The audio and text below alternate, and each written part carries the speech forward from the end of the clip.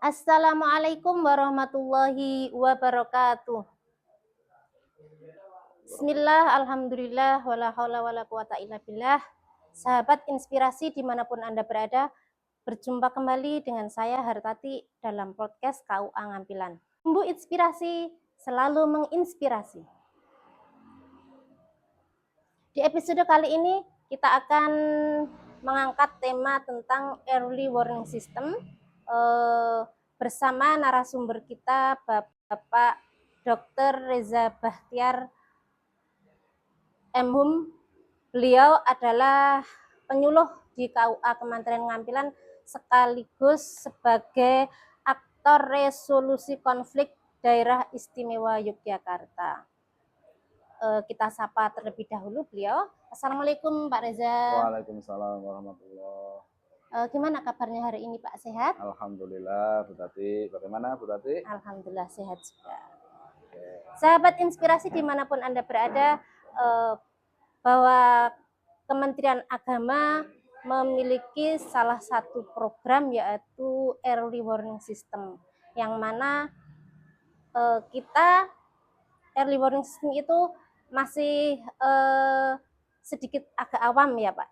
Nah itu kira-kira seperti apa Pak EWS atau early warning system itu Pak?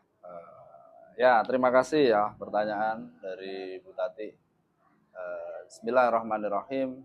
Assalamualaikum warahmatullahi wabarakatuh. Waalaikumsalam. Pemirsa dimanapun Anda berada, pemirsa dari Sumbu Inspirasi yang berbahagia pada kesempatan pagi, siang, malam hari ini di podcast Sumbu Inspirasi KUA Ngampilan ini, saya alhamdulillah diberikan kesempatan untuk bersama-sama mengobrol dengan teman-teman terkait dengan program KUA Berdampak, yang mana di sini ada salah satu tema yang cukup menarik ya Bu Tati, yaitu temanya early warning system.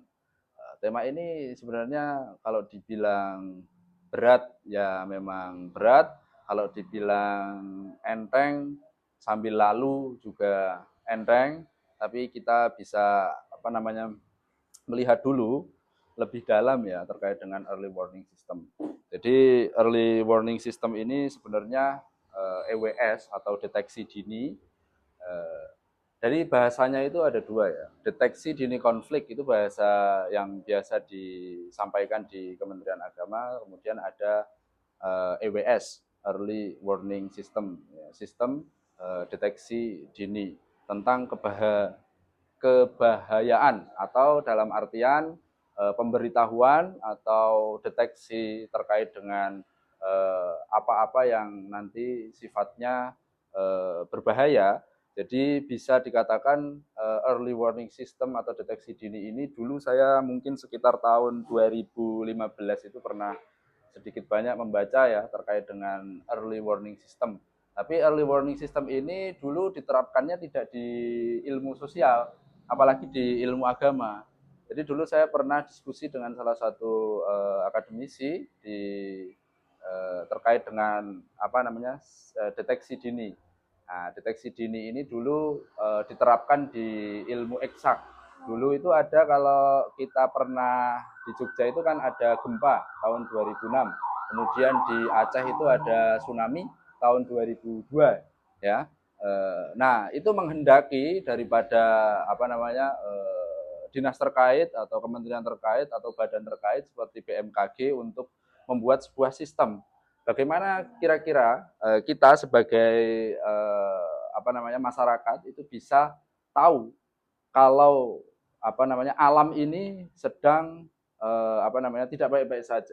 Seperti misalnya akan ada gempa, itu sudah ada deteksi dininya. Nah, dulu itu adanya di kebencanaan, kemudian adanya di biasanya dipasang di beberapa titik di laut, di gunung, itu namanya early warning system juga. Jadi sebuah insting atau sebuah sistem yang kemudian memiliki insting, oh ini nanti ada bahaya di jam sekian, ini ada tanda-tandanya sekian. Nah kemudian kan sekarang lebih berkembang lagi, di badan atau kementerian terkait seperti BMKG itu kalau setelah gempa atau mau gempa itu kan pasti ada keterangan rilis ya, yang sangat cepat sekali supaya memberitahukan bahwa kepada masyarakat ini nanti akan ada gempa atau gempa ini berasal dari misalnya pantai atau laut ini atau dari gunung ini, apakah ini termasuk gempa tektonik atau vulkanik. Nah, seperti itu. Jadi EWS atau Early Warning System itu deteksi dini kebencanaan. Nah, kemudian berkembang karena namanya ilmu pengetahuan pasti berkembang. Nah, di sini masuk andil yakni ilmu sosial. Nah, gitu Bu Tati. Jadi ilmu sosial. Nah, kemudian ada beberapa seperti yang concern di dalam bidang konflik itu membuat sebuah rambu-rambu, sebuah sistem yang mana sistem ini nanti dapat mendeteksi apakah kemudian ini akan terjadi konflik atau tidak, atau konflik ini akan berkembang atau tidak. Coba kita lihat kembali ya di EWS atau sistem deteksi dini konflik yang di dalam usung oleh Kemenak, itu kita bisa melihat pada pasal 6 ayat 1 Undang-Undang Nomor 7 Tahun 2012 itu menyatakan bahwa pencegahan konflik dilakukan dengan upaya yang pertama memelihara kondisi damai dalam masyarakat, kemudian mengembangkan sistem penyelesaian perselisihan secara damai, yang ketiga adalah meredam potensi konflik, yang terakhir adalah membangun sistem peringatan dini. Jadi ini sudah perintah undang-undang. Jadi Kementerian Agama itu tidak serta-merta, kenapa kok baru mungkin tahun akhir-akhir ini saja kemudian muncul program EWS. Tidak, sebenarnya amanah undang-undang itu sejak 2012 itu sudah menyatakan bahwa ada sistem untuk meredam konflik ini atau melakukan upaya-upaya bagaimana sih pemerintah dalam hal ini Kementerian Agama itu bisa andil dalam melakukan dalam mengintervensi setiap adanya konflik yang terjadi. Nah, menariknya lagi di Kementerian Agama ini bukan hanya konflik sosial, tapi konflik sosial yang berdimensi keagamaan. Coba kita lihat mundur ke belakang, ada beberapa konflik-konflik seperti misalnya, mohon maaf, ini mungkin sedikit sensitif, tapi kita harus akui itu, seperti konflik di Ambon ya, itu ada beberapa laporan penelitian yang mengatakan bahwa konflik itu merupakan konflik berdimensi agama, kemudian berdimensi suku dan ras dan lain sebagainya. Nah, kemudian yang paling banyak juga mungkin terjadi itu adalah konflik-konflik yang ada yang berbau atau berdimensi agama, itu seperti konflik yang terjadi dalam masalah pendirian rumah ibadat. Nah, itu selalu berulang-ulang di dalam masyarakat kita. Nah, ini bagaimana kita sebagai ASN atau sebagai, dalam artian di sini ada penyuluh, ada penghulu, dan di sini ada KUA, itu bisa ambil andil dalam pencegahan terkait dengan konflik itu. Biar tidak berkembang gitu ya Pak? Ya, supaya kita bisa menginventarisir konflik ini. Jadi konflik ini bukan hanya kemudian kita lepas tangan. Maka dari itu Kementerian Agama sendiri izin, saya kan di 2024 itu pernah ikut sekolah penyuluh dan penghulu aktor resolusi konflik yang diadakan oleh Kementerian Agama, dalam hal ini Bimas Islam ya, yang yang diambil alih oleh Subdirektorat BPKI PKK terkait dengan pencegahan konflik keagamaan. Nah, di situ kita dididik, dibina untuk bagaimana sih kita melakukan intervensi sebagai ASN Kementerian Agama untuk bisa menjadi seorang mediator yang baik dalam konflik yang terjadi di masyarakat. Nah, selain itu Bu Tati, kalau kita mau ambil alih lagi, lebih menyederhanakannya lagi, jadi sebenarnya KUA ini memiliki peran yang cukup signifikan di dalam struktur masyarakat kita. karena sebagai garda terdepan dalam pelayanan publik terkait dengan keagamaan, kan di KUA ini ada pelayanan menikah, ya kan? Kemudian pencatatan nikah, kemudian ada penyuluhan keagamaan, kemudian ada zakat, wakaf, masjid dan lain sebagainya. Nah, dari situlah kemudian Kementerian Agama menjadikan KUA ini sebagai leading sector untuk bagaimana melakukan inventarisir, melakukan upaya-upaya terkait dengan resolusi konflik atau juga membangun sebuah sistem terkait dengan inventarisasi konflik yang terjadi di dalam masyarakat. Karena kita sangat bersentuhan sekali, terutama penyuluh ya. Penyuluh itu kan sangat dekat ya dengan masyarakat. Terutama ketika bertemu di majelis taklim, kemudian bertemu dengan para tokoh agama, kemudian bertemu dengan tokoh masyarakat, ada dari kepolisian, ada dari TNI, ada dari kecamatan, dari desa, bahkan sampai tokoh-tokoh yang masyarakat yang dalam level RT, RW, itu semua penyuluh bisa masuk di situ. Nah, juga penghulu. Maka dari itu sebenarnya KUA sebagai leading sector dalam EWS ini atau Early Warning System ini nantinya saya pernah dengar keterangan dari salah satu direktur Bina KUA itu mengatakan bahwa jadi ketika terjadi konflik atau akan terjadinya konflik di dalam masyarakat yang sangat multikultur ini, maka semua yang ada di KUA ini sudah tidak melihat lagi jabatan. Baik itu kepala, penyuluh, penghulu, staf, semuanya namanya satu yang dikenal oleh masyarakat, yakni petugas KUA. Kalau sudah keluar, itu sudah tidak ada identitas lagi, penghulu kah, penyuluh kah, staf, semuanya tahu, wah ini petugas KUA.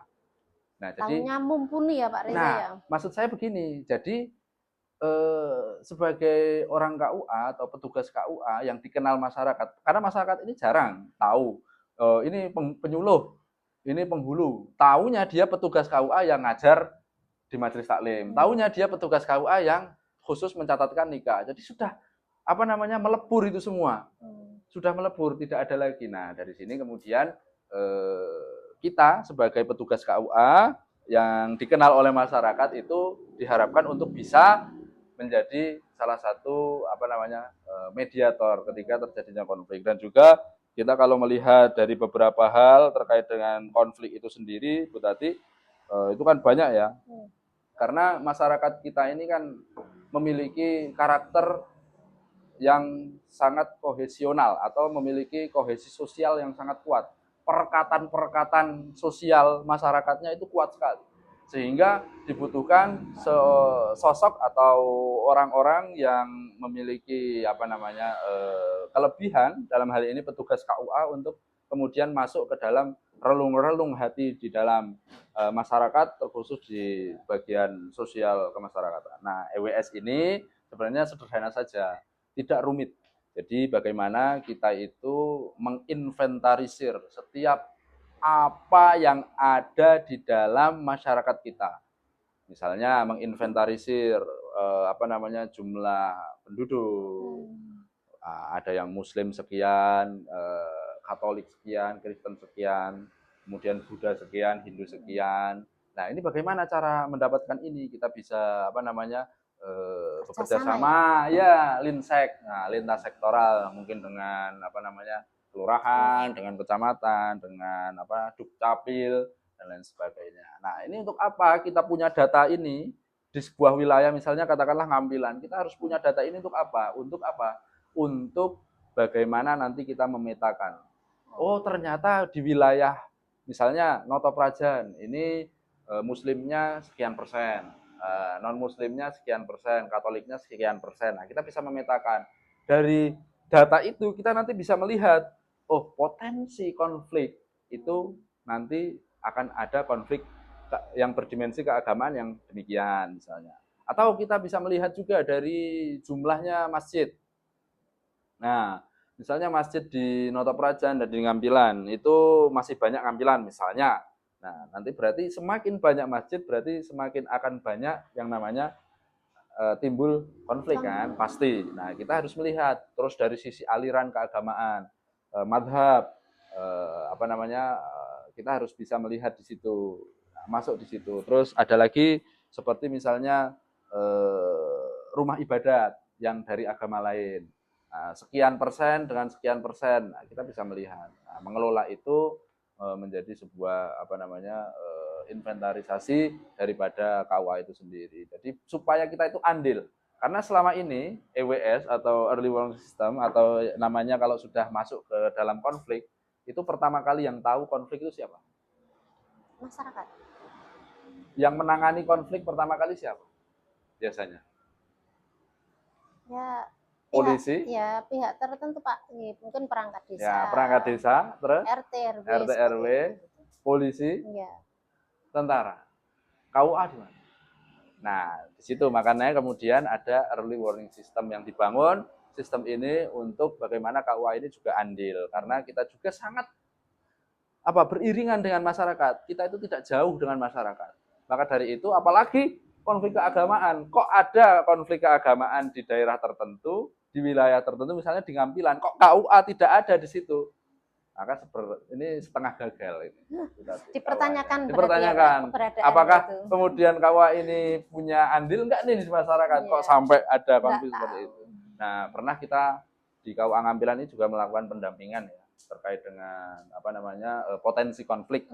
Dulu ada mungkin kasus ini, ada sebuah kasus lah katakanlah seperti itu, yang kemudian ini sangat dekat dengan nilai-nilai keagamaan ya, dan itu berpotensi meletus menjadi sebuah konflik yang mungkin lebih bisa melebar gitu ya, bisa melebar, bisa ke tindak pidana. Nah, maka dari itu kita sebagai KUA juga melakukan pendampingan kepada korban dan terkait dengan sisi psikologi, kejiwaan, dan juga bagaimana supaya agama ini tidak menjadi problem, tapi menjadi problem solving. Jadi solusi ya Pak. Ya, jadi solusi. Begitu Bu Tati. Mungkin kira-kira gambarannya seperti itu. Nah, mungkin kalau mau lebih panjang lebar lagi bisa kita kupas lagi di lain waktu ya Pak. Di sesi yang lain mungkin bisa, atau bagaimana ada pertanyaan lain besok bisa ditampung dulu. Silakan. Oke, baik. Sahabat inspirasi dimanapun Anda berada, demikian tadi adalah gambaran secara garis besar tentang early warning system. Itu sebuah sistem deteksi dini konflik gitu ya Pak? Ya, betul. Ya, kesimpulannya seperti itu. Jadi EWS itu menginventarisir atau setiap data nanti kira-kira akan muncul konflik apa tidak, itu udah bisa dideteksi dari situ. Sahabat inspirasi dimanapun Anda berada, setelah sampai kita di penghujung acara, tidak lupa saya ucapkan banyak terima kasih kepada Pak Dr. Reza Bahtiar. Semoga podcast kali ini bermanfaat untuk kita semuanya. Sumbu inspirasi selalu menginspirasi. Assalamualaikum warahmatullahi wabarakatuh. Waalaikumsalam warahmatullahi wabarakatuh.